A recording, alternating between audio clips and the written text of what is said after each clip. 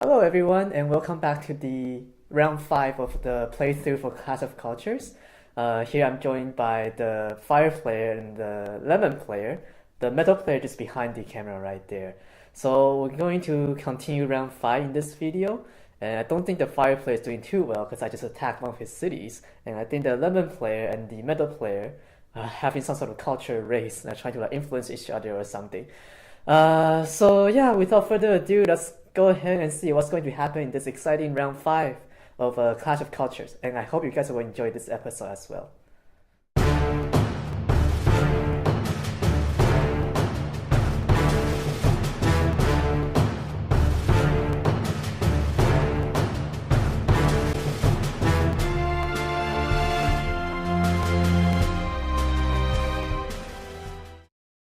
In this turn, I shall fortify my city right here and get my fortress influence back.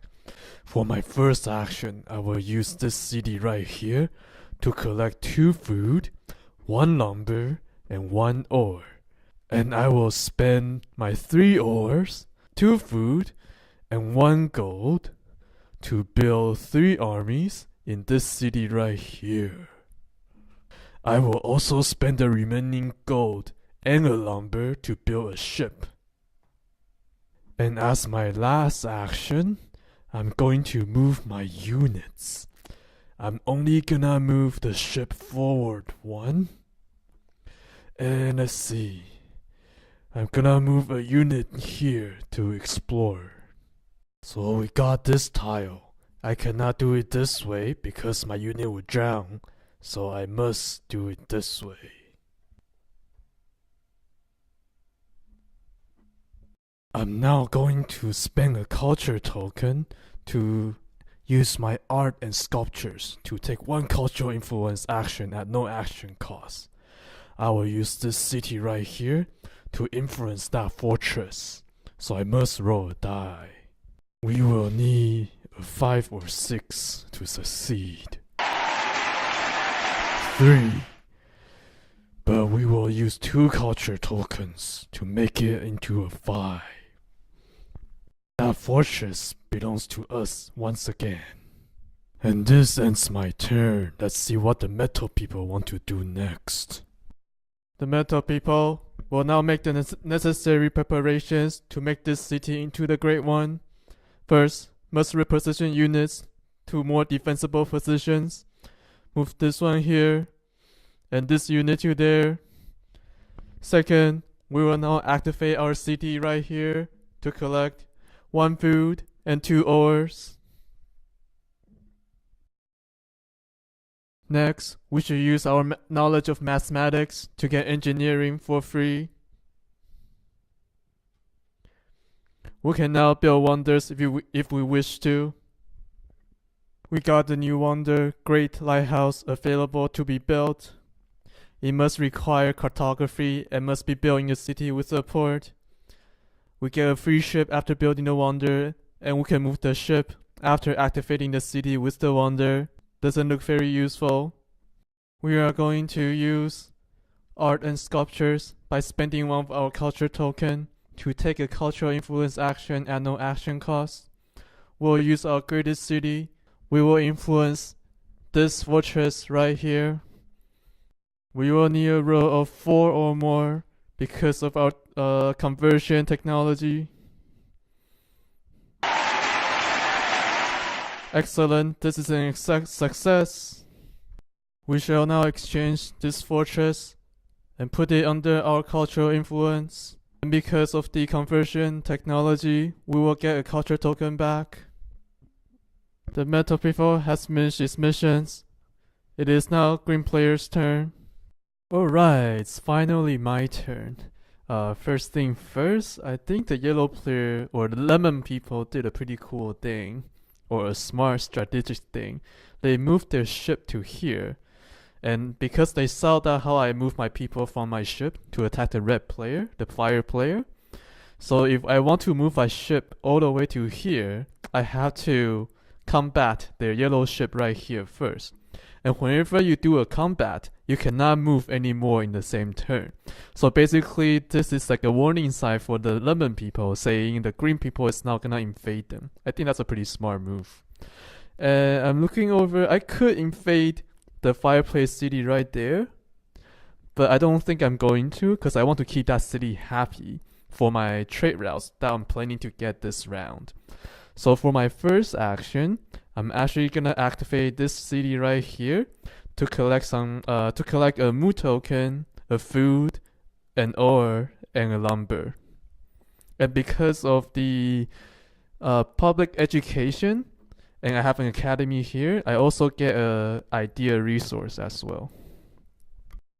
For my second action, I'm going to use the 2 idea resources right away. And I'm going to get forced labor. It sounds pretty tyrannical, I know, but that's what I'm all about. So now I can pay 1 Mu token to have Angry City act as neutral this turn. And because I have free education, I also get 1 Mu token as well. I'm actually going to use the forced labor right away by spending 1 Mu token. So using forced labor, I'm gonna make this city act as neutral, and I'm going to activate it by spending a Mu token, a food, and an ore for 2 armies because of my draft. And I'm also gonna use 2 lumber to build a ship to solidify my defense over here. And because of nationalism, I get 1 Mu token back. And finally, I'm going to spend 2 Mu tokens to use my absolute power to get an extra action. And I'm going to spend all my gold, all my 3 gold, to build a fortress right here. And that ends my turn right there. Oh no, things look really bad for the fire people. Especially now that the green people have strengthened their defense. But it's okay, I have a plan. First thing first, I'm going to use my settler to found a new city. Next, I'm going to activate this city right here to collect some resources. And because of my economic liberty, this does not cost me an action at all. I'm going to collect 2 food, 1 ore, and 1 lumber. And for my second action, I'm going to activate my civil liberties to get 3 Mu tokens. And now, I'm going to use voting to pay 1 Mu token and do a civic improvement action at no action cost. I'm gonna spend another token for that civic improvement. And finally, I'm going to activate this city to build a fortress.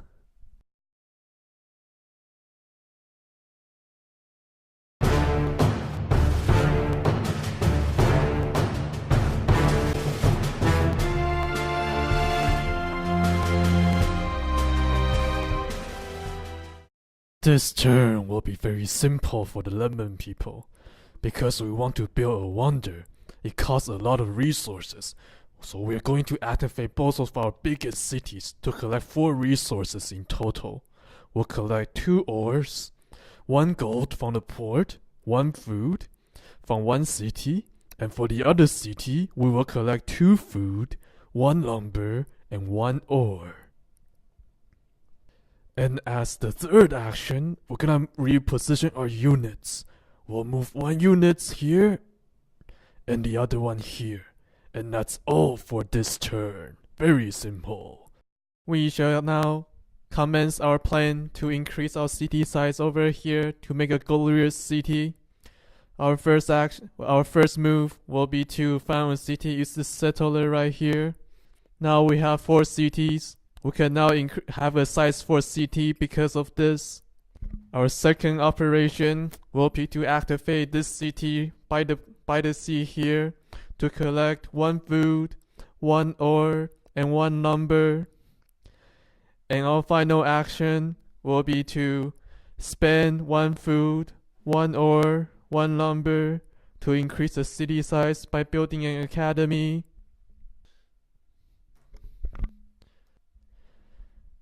There we go, our glorious city. And we get 2 idea resources from building the academy. As our final action, we'll use our art and sculptures to pay 1 culture token to do a cultural influence action at no action cost. We are going to use our glorious city to influence this academy right here. It's 1, 2, 3, 4 spaces away, and our city size is 4. We will now attempt to culture influence. Any roll of 4 or more is success because we have the conversion technology. It is a 2, but we will pay 2 culture token to make it into a 4. So it wasn't a success. And because it was a success, and because of a conversion, we can get 1 culture token back.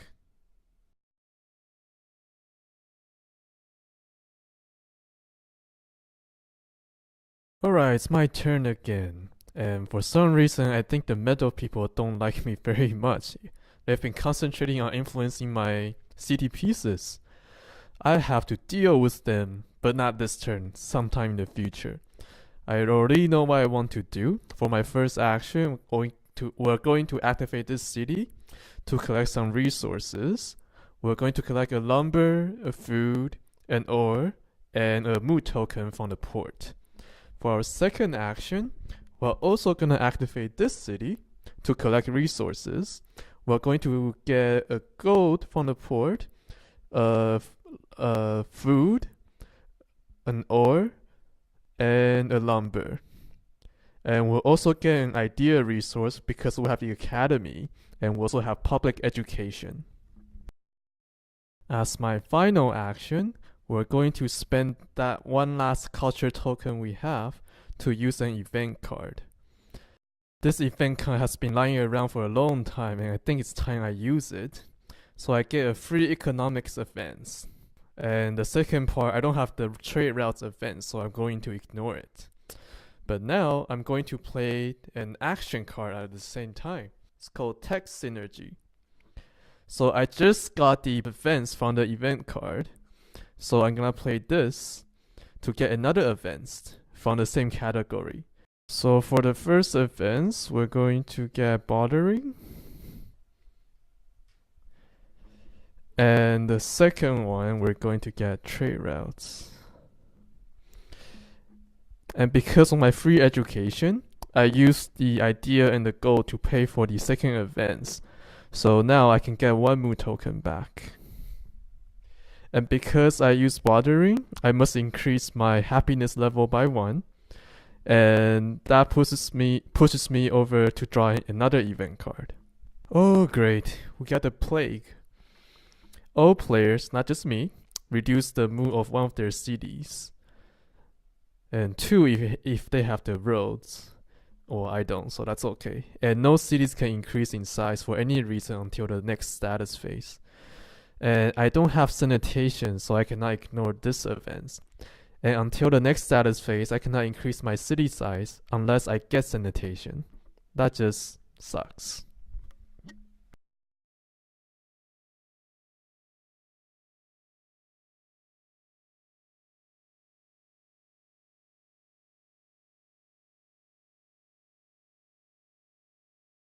And now I'm going to pay 2 mood tokens to activate my absolute power to get an extra action this turn. And for this extra action, we're going to activate this city right here to build some armies. We'll build 3 armies in total using 2 food, 2 ore, and 1 mood token because of the draft ability. And also because of nationalism, I get 1 mood token back because I built some armies. And that's it. That's the end of my turn. Oh no!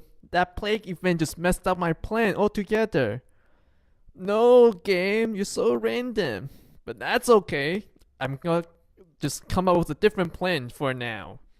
So for this action, this turn I mean, I'm gonna activate this city to collect some resources, and again, because my economic liberty does not cost me an action. I'm going to collect 1 food, 1 ore, and 2 lumbers. And for my actual first action, we're going to use taxation. So by paying 1 Mu token, we can collect 4 gold coins because I have 4 cities. And my second action, we're going to use this other city to activate it to make 3 armies using 4 gold, 1 food, and 1 ore.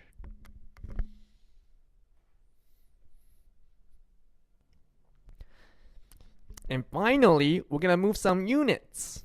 We're gonna move 2 of the units here and 1 over here. And that's it for my turn.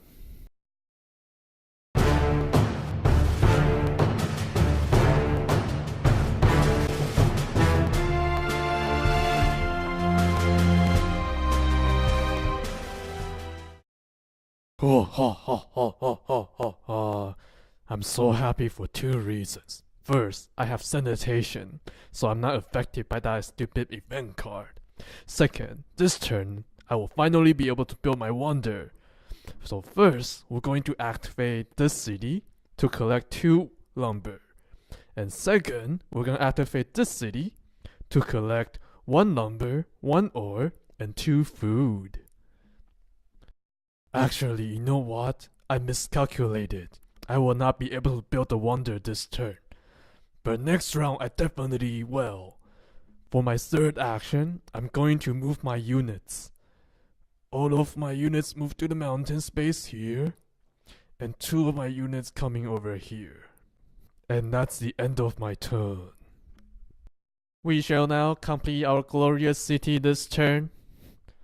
We will first commence building a new city. And now we have 5 cities in total. We can have a size 5 city. Next phase, we will spend 2 ideas and we will get sanitation. Now we'll be able to ignore the plague event and increase our city size. We must first increase our happiness level by 1. And we also get a happiness token or Mu token. And lastly, we will spend 1 lumber, 1 ore, and 1 food to build a port. And there you have it.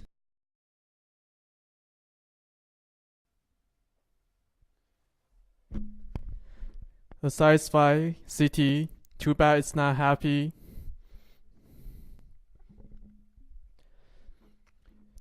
And I'm going to spend 1 culture token to activate my art and sculptures to make a cultural influence at no action cost. And we're going to affect the lemon player. We will need a row of 4 or more to succeed because of our conversion. 5, it is a success. And also because of conversion, we get 1 culture token back. We shall now get the fortress back.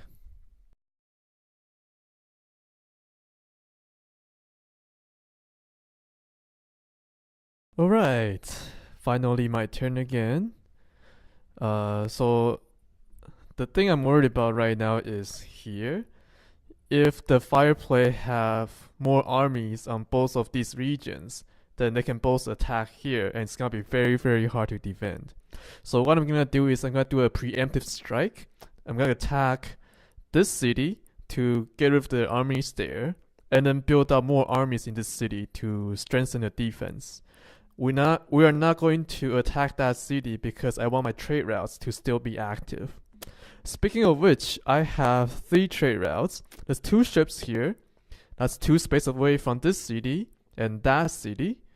So, and I have a settler here who is 2 space away from that city. So I have 3 trade routes. I get 3 food. But unfortunately, I don't have storage. So I can only get 2 food at max. So for my first 2 actions, we're going to activate this city and that city to collect resources. So for this city, we'll get a mood token from the port, a food, an ore, and a lumber. And we also get an idea resource because of public education. And for this other one, we're also gonna get a mood token, a lumber, and an ore. For my third action, we're going to move the settlers this way, and one army unit this way. Oh, this is like tilted. And finally, we're gonna move 3 units this way. And we begin a battle. Because both me and the fire player have steel weapons, our bonuses don't apply to each other. I declare that I don't play a combat card. But I will play this combat card. So I'm gonna roll 1 die for each of my army units. And if I roll at least 1 hit, I can cancel 1 of your hit. So let's do that right now. I have 2 army units. So here we go. Yep. So every 5 points is a hit. So that's definitely a hit because it's a 6. So I will now cancel 1 of the upcoming hits. Okay, so I roll 3 dice, 1, 2, 3, for my attacking army. So I have 13 divided by 5, so that's 2 hits. But 1 of them will be cancelled. And now I roll my 2 dice. Also 2 hits. Both me and the fire player got 2 hits, but 1 of my hit is cancelled by the action card. So I lose 2 army units, and the fire player loses 1. Should I retreat or should I keep going? Let's keep going, why not? See what happens. So in second round of combat, again, I'm not playing a combat card. And neither will I, because I have no cards left to play. So I will roll for my army first, just 1 die. 3, so no hit. And I shall roll for mine. Oops, that fell out. 1. Okay, so I decide we'll keep going. So I'm gonna roll again. 2. And my turn. 1. Okay, we keep going. 1. Okay, my turn. Come on, good number. 4. Okay, we keep going. 4. And my turn. 6. Okay, so the fire player's army landed a hit, so my army is now eliminated. And so that kind of sucked.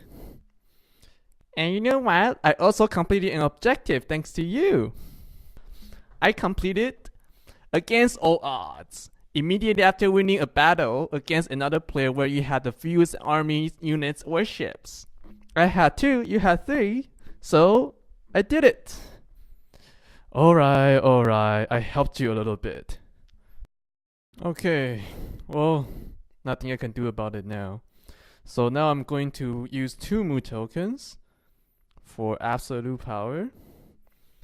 So I can get an extra action. I'm also gonna pay another mood token to get forced labor.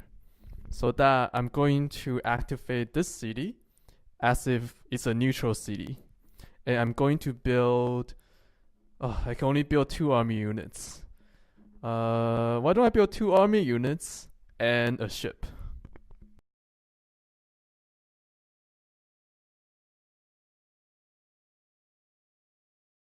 And because of my nationalism, I also get 1 mood token back.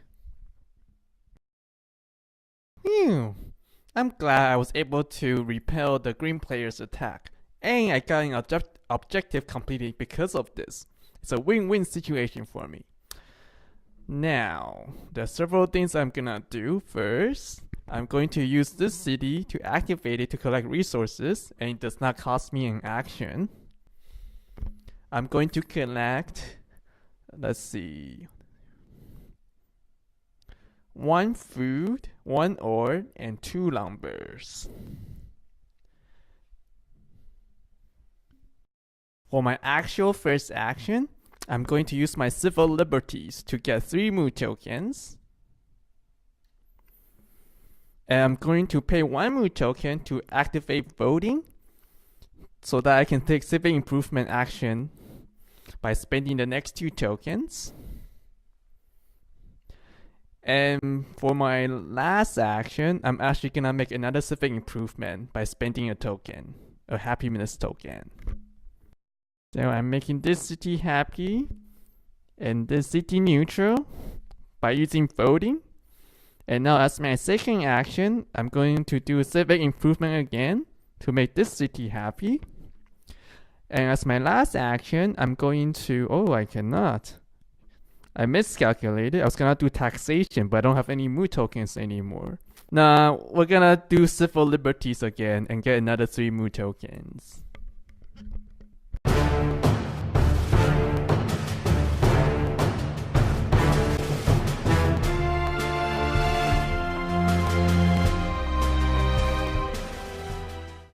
So once again, the metal people messed up my objective. I cannot complete the diverse because my fortress is under the influence of the metal people. However, I did complete the threat because I have 4 army units adjacent to the metal people's city. And for my free offense, I'm going to get drama and music. We increase the happiness level by 1, and we get another mood token. And now we must draw an event card. I gain 2 food because it's been a good year. And now I also choose, I guess I'll choose the green player to get 2 food. For no good reason really. Either any of the player will really work. And now I must exhaust a region, and that's a simple decision. We have completed several objectives this round. We have a 1 size 5 city, and we also have quite a bit of cultural influences as well. Please read the cards yourself. Too lazy to read it. We will now acquire monuments at free, increasing cultural level by 1, increasing culture token, drawing event cards. The metal people has a free settler, and the metal people will select the fire player to get a free settler because they seem to be struggling against the green player. Also, there's no barbarians nearby the metal player cities, so no barbarians will attack. We revealed the new top wonder card because of monuments, and we got the great statue. We are going to pick this wonder so that only the metal people can build it. It is great for our size 5 city. I completed the trader objective. So I have 3 ships here and a lot of happy city around it. So that's at least 3 trade routes there. For my free offense, I'm going to get currency. So my trade routes will get gold instead of just food. And also it helps me to complete my objective as well. But I must increase my culture level by 1. I also get a culture token. I only have 1 right now. And have to draw an event card. Okay, a good year. Everybody gets 2 food. Except I don't have storage, so that's kinda useless. And one of the tiles has to be exhausted. So it has to be a non-barren, non-sea space and has no units on it. And I know exactly where I'm gonna put it. And I completed the happy objective. Look at all my happy cities right there. And for the free events, we're going to get public education. So we're gonna increase the happiness level by 1 and get a mood token. But we have to draw an event card again. Okay, this is an interesting event. It's revolution. I must both lose an action this turn if you have any left. Well, I don't. It's a status phase. and transfer all of your advances from one government category to another government category that you have access to. You may ignore one of the above effects for each army unit you choose to eliminate. So that's kind of an interesting event because it sort of has a theme here. For revolution, it's always about changing one government form to a different government form. And it's always about fighting, and you may lose army units because of it. And lose an action because your government people are fighting, so your country is less efficient that way. But it doesn't affect me right now because, well, I don't have access to any of the other governments, so I cannot do it. So the only thing I get out of this is I get 2 gold. Alright, that's it for round 5. I don't know about you guys, but I'm quite excited to see how this will turn out in the last round. There's a lot of things that can go on right now because all the cultures have very advanced technologies now, and a lot of armies and cities being built up. So next round will be interesting. It's gonna be the last round as well, so we'll see what each of the culture can do to grab that final victory. So I hope you will join me in the next video. Yeah, so the lemon people is still the first player, and nobody wants to raise the size 1 cities. And I will show you the new objective and action cards that I drew at the end of the video. Alright, then I'll see you next time. Hopefully you will join me.